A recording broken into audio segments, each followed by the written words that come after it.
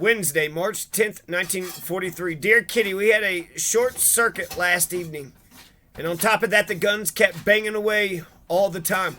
I still haven't got over my fear of everything connected with shooting and planes, and I creep into Daddy's bed nearly every night for comfort. I know it's very childish, but you don't know what it is like. The AA guns roar so loudly that you can't hear yourself speak. Mrs. Van Dam, the fatalist, was nearly crying and said in a very timid little voice, "Oh, it is so unpleasant. Oh, they are shooting so hard," by which she really means I'm so frightened.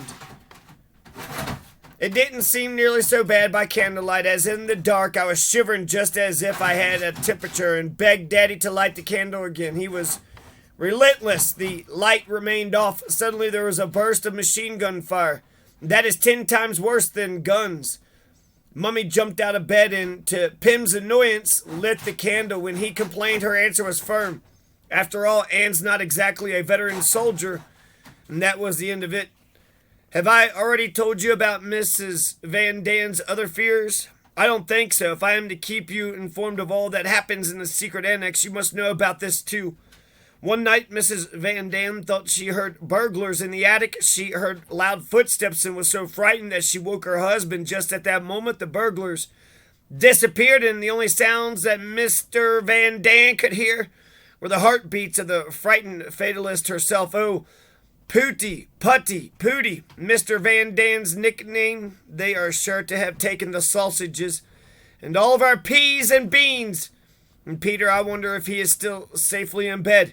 They certainly won't have stolen Peter. Listen, don't worry and let me go to sleep, but nothing came of that. Mrs. Van Dam was far too nervous to sleep another wink. A few nights after that, the whole Van Dam family was woken by ghostly sounds. Peter went up to the attic with a torch and scamper. What do you think it was running away?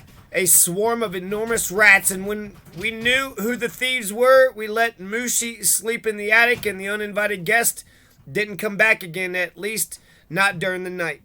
Peter went up to the loft a couple of evenings ago to fetch some old newspapers. He had to hold the trap door firmly to get down the steps. He put his hand down without looking, and when tumbling down the ladder from the sudden shock and pain without knowing it, he had put his hand on a large rat, and it had bitten him hard. By the time he reached us, as white as a sheet and with his knees knocking, the blood had soaked through his pajamas, and no wonder. It's not very pleasant to stroke a large rat, and then to get bitten into the bargain is really dreadful. Yours truly, Anne Frank. Yours truly, Anne Frank. I nursed a chipmunk back to health, Alvin. But Simon ran off. And then I saw Simon didn't survive. But I found 2 little baby chipmunks that were like freezing in a bucket. They like to jump in buckets. And then they can't jump out of the bucket.